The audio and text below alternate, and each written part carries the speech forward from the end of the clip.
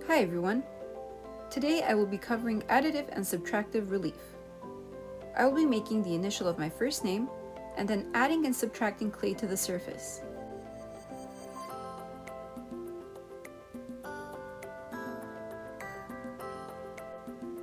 First, start off with a slice of clay. You're going to turn this clay into a slab. Now because most of us don't really have access to slab rollers at home, here's how to create an even slab.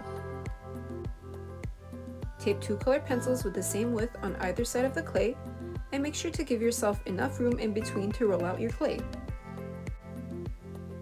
Place your clay between the two pencils and start rolling it out with a rolling pin. If you don't have a rolling pin, you can wrap a smooth cylindrical object such as a Lysol can or spray paint with newspaper. Tape down the newspaper so it doesn't unravel. The newspaper will prevent the clay from sticking to the bottle and you can use it like a rolling pin. As your clay gets thinner and thinner, make sure the ends of your rolling pin lay on top of the pencils and not on the clay itself. This is because the pencils act as spacers to prevent the clay from being rolled out too thin.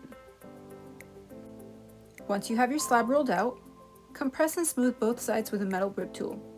Then measure out a 5" by 5" square and cut away the excess.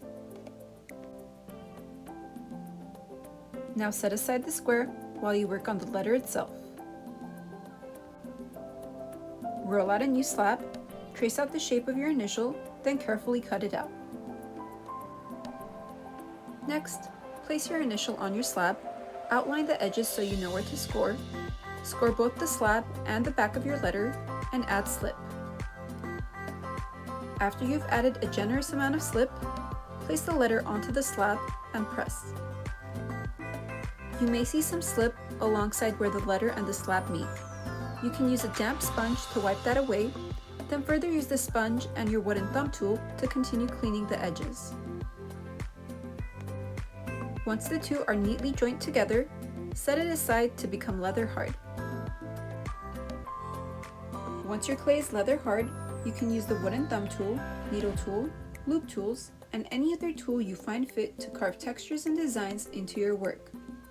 Remember, if you're going to add onto the clay, you will need to score both pieces of clay and add slip. Make sure to experiment with your various tools, carving depth, and textures.